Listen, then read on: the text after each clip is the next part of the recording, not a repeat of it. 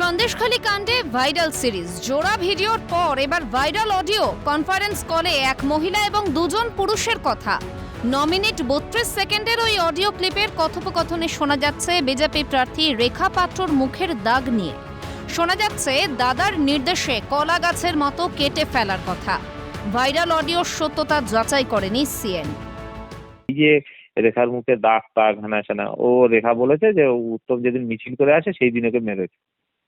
তা সেদিন তো ওর মুখে এইসব কোনো দাগ টাগ কোনো কিছু ছিল না, তো ফ্রেশ ছিল। আরে কত রেকর্ড নিবি? শুভঙ্কর আমাকে মার্ডার করতেও বলেছিল, ঠিক আছে? আন্দোলনের শুরুতে শুভঙ্কর বলেছিল যে সুজাদা কলা গাছ যদি কেটে ফেলতে হয় তাহলে কেটে দাও, ও দাদা বলে দিয়েছে। কণ্ঠস্বর বিকৃত করে অডিও করা হয়েছে বলে দাবি করেছেন স্কুল শিক্ষক সুজয় মণ্ডল এবং পিয়ালি দাস। না, বিষয়টা মানে শোনা যাচ্ছে, এর কি কোনো অথেন্টিসিটি আছে যে ওটা 100% ওটা আমাদেরই গলা বা ওই কথাগুলোই আমাদের কথা? এর কোনো অথেন্টিসিটি নেই। মেন কথা মানে একটা উদ্দেশ্য প্রণোদিতভাবে এটাকে করা হয়েছে এবং যে কথাগুলো ওখানে মানে আমার বলে চালানো হচ্ছে সেই কথাগুলো সম্পূর্ণ আমার নয়। তারা আমাকে বহুবার চেষ্টা করেছে তাদের দলে ডাকার জন্য, তাদের হয়ে কাজ করার জন্য। তৃণমূল একদমই না, ওইরকম কোনো কারোর সাথে কথাই নয়। ওর বউ কেন বলেছিল আন্দোলনে? ও কেন ছিল?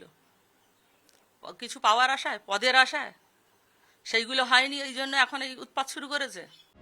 ভাইরাল অডিওর সত্যতা রয়েছে বলে দাবি করেছেন তৃণমূল নেতা পিকাই দাস। অডিওটা যেটা ভাইরাল হয়েছে ওটা সত্যি তো? এটা কি পুরোটা প্ল্যানিং ছিল? কার প্ল্যানিং ছিল? এই রেখা পাত্র বলে। হ্যাঁ, অবভিয়াসলি ওদেরই প্ল্যানিং ছিল, নাহলে হবে কি করে? অবভিয়াসলি ওদের প্ল্যানিং ছিল। আর যে বলেছে কথাগুলো, মানে যার মুখ থেকে কথাগুলো শোনা যায়, সে এর থেকে আমার থেকে আরো ভালো সেই বলতে পারে। তার কাছে জিজ্ঞাসা করুন সে কি কারণে বলেছিল, তার কাছে কে বলেছিল।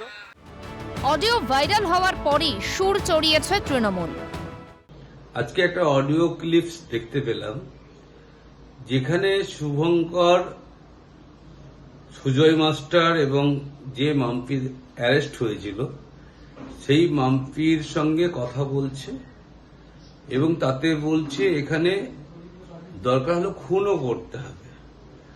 সন্দেশখালী বিজেপি রাজনৈতিক জমি দখলের জন্য কতটা নিজ ষড়যন্ত্রে লিপ্ত হতে পারে এই অডিও ক্লিপ প্রমাণ করছে। সপ্তম দফায় নির্বাচন বসিরহাট কেন্দ্রে।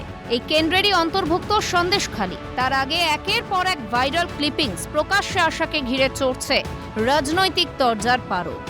বাড়ছে উত্তেজনাও, ক্রমশ জটিল হচ্ছে সন্দেশখালীর পরিস্থিতি। ক্যামেরায় সুরজিৎ প্রামাণিকের সঙ্গে মফিজুল ইসলাম ও শামীম মোল্লার রিপোর্ট, ক্যালকাটা নিউজ।